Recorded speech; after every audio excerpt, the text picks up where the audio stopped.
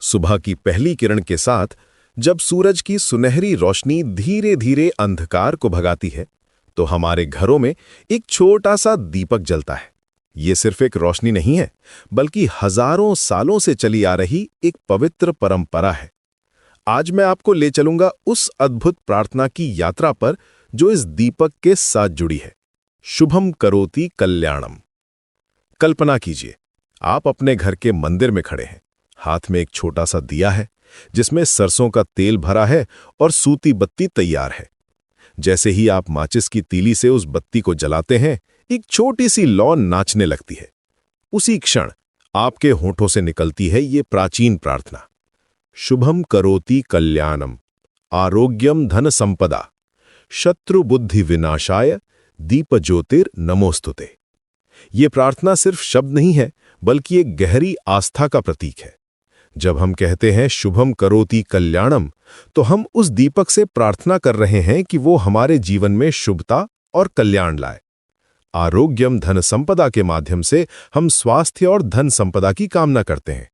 लेकिन सबसे महत्वपूर्ण है शत्रु बुद्धि विनाशाय।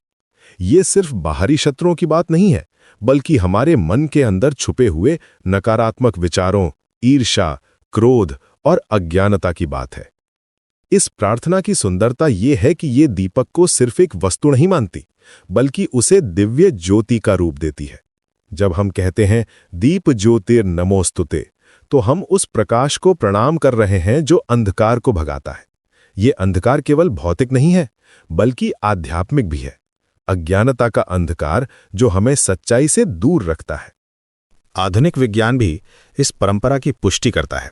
जब हम सरसों का तेल या घी जलाते हैं तो वो हवा को शुद्ध करता है और नकारात्मक ऊर्जा को दूर भगाता है।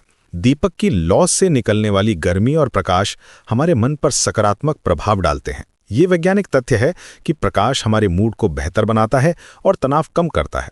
लेकिन इस प्रार्थना का सबसे गहरा संदेश ये है कि जैसे एक छोटा सा दीपक पूरे कमरे को रोशन कर देता है, वैसे ही ज्ञान की एक छोटी सी किरण हमारे पूरे जीवन को बदल सकती है।